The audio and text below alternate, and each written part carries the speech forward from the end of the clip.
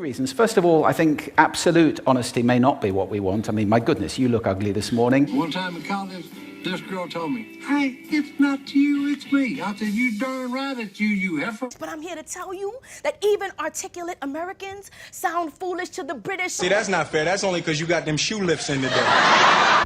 We went trick-or-treating in like 3 feet of snow. I don't know where my neighbor went, but he's probably fine. I mean, he's Minnesotan. He likes the snow. He's probably fine. But I've never done a breakup cake before. I mean, I never even heard of one. Maybe. Clearly, all of these people speak and understand English. The question here is, who is speaking proper English, and were any of them being articulate? What is being articulate anyway? According to Merriam-Webster Dictionary, when one expresses his or her ideas clearly and effectively, he or she is being articulate. So with that in mind, what is articulate English? Let's first look at where it all began. I can't explain it. You explain it. Our journey begins in Europe. Rome has gone through rapid decline, and the Anglos, Saxons, and Jutes are making their way out of Scandinavia, an area northwest of Rome. These Germanic pagans would, through invasion and migration, ultimately settle Brythonic and Latin-speaking Great Britain. They would bring with them their Germanic-based tongues and forever alter the landscape of spoken language. The Volterwanderung, or migration of peoples, started around the 4th century largely as a response to the barbarian invasions that plagued the land, and continued until approximately the 8th century. During this time, circa 300 to 700, the Anglo-Saxons gained prominence in Britain and saw their Germanic Proto-English tongue evolve into what we now know as Old English. The oldest surviving literary example of Old English is the epic poem Beowulf, written between the 8th and early 11th century by an unknown author. Hwetwe gardena in jardagum, feud kuninga frimje frunon, hutha edelinga sellen fremedon. What you just heard was a reading of Beowulf itself, untranslated. This was the first ever recorded English language, which is why it's no surprise that it sounds almost unrecognizable. The Germanic Proto-English tongue from the 4th century or Old English quickly transformed after the Norman conquest.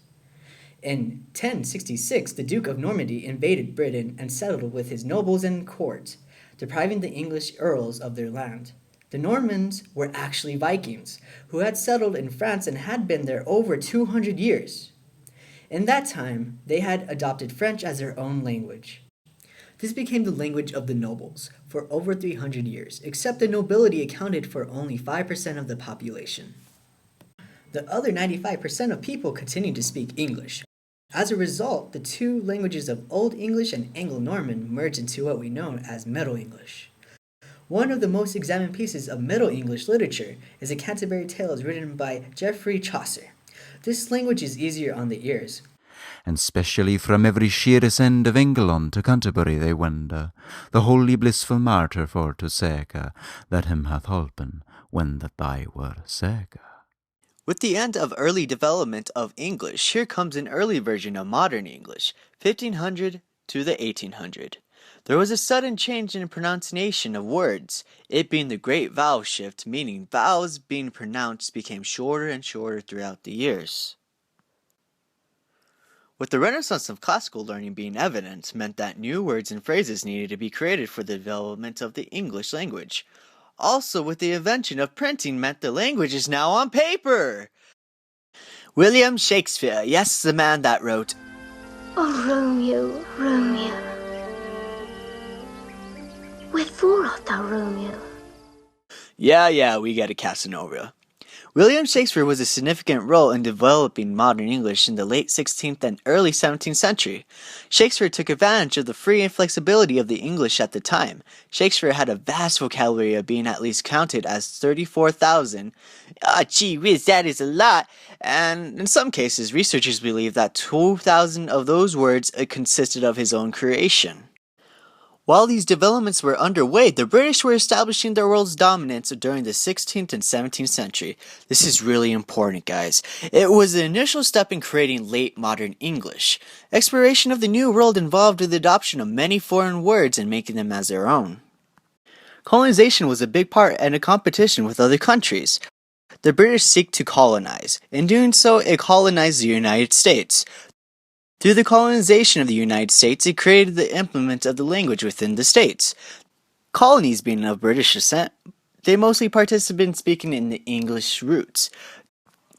After winning the war, America went to set out their own sense of identity. In 1813, Thomas Jefferson wrote in a letter, "The new circumstances under which we are placed call for new words, new phrases, and for the transfer of old words to new objects. An American dialect will therefore be formed." The United States grew and established itself as a new profound country. America. Due to the innovations of the Industrial Revolution during the late 18th and early 19th century, the need to create new words for things and ideas that have not previously existed was put to play. The language continued to grow. With America setting itself as a world power, it created a new sense of influence to the world by the end of the 19th century and into the 20th century.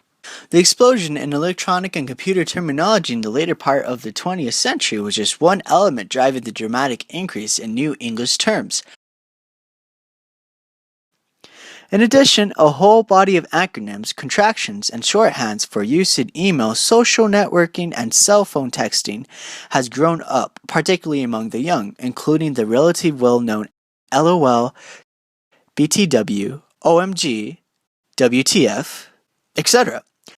The language continues to change even to this day. Actually just go around and From the ancient and guttural dialect of Northern European clans to the poetic and rhythmic expression of urban youth, English has been communicated a countless number of ways. Who then was being articulate at the beginning of our video? What is proper English? Who lays claim to the correct evolution of English? Just as we humans have changed and formed over the millennia, so too has our language.